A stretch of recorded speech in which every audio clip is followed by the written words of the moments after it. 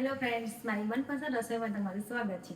આજે આપણે સેવૈયાની ખીર બનાવવાના છીએ, તો ચાલો આપણે બનાવવાનું શરૂ કરીએ। અને હા, એ પહેલાં તમે જો નવા હો મારી ચેનલમાં તો મારી ચેનલને સબસ્ક્રાઈબ કરવાનું ભૂલશો નહીં। જો ફ્રેન્ડ્સ, આપણે એક કઢાઈ લીધી છે અને એમાં આપણે 2 ચમચી જેટલું ઘી નાખી દઈશું। જો હવે ઘી ગરમ થઈ ગયું છે અને આપણે આ સેવઈ લીધી છે ઝીણી, એ સેવઈ નાખીને આપણે એને શેકી લઈશું બરાબર। મેં 1 વાટકી જેટલી લીધી છે અહીંયા।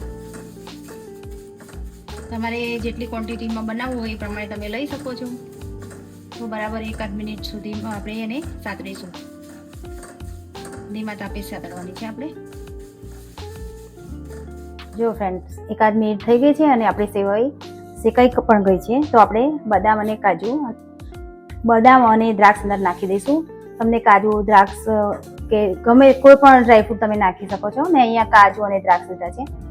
જો બરાબર શેકાઈ ગયું છે, હવે આપણે એમાં 1 ગ્લાસ જેટલું દૂધ નાખી દઈશું અને બરાબર હલાવી લઈશું આપણે। અને એક ઉભરો આવે ને એટલે આપણે એમાં સ્વાદ પ્રમાણે આપણે ખાંડ નાખી દઈશું। જો ફ્રેન્ડ, સરસ એક ઉભરો આવી ગયો છે। હવે એમાં આપણે 4 ચમચી જેટલી આપણે ખાંડ નાખી દેવાની છે અને એ ઓગળે ના ત્યાં સુધી હલાવતા રહીશું। અને આપણે 1 ચમચી જેટલું આપણે ઇલાયચી પાવડર નાખી દેવાનો છે અને હવે હલાવી લઈશું બરાબર। જો ફ્રેન્ડ, સરસ મજાની આપણી સેવૈયાની ખીર બનીને તૈયાર થઈ ગઈ છે।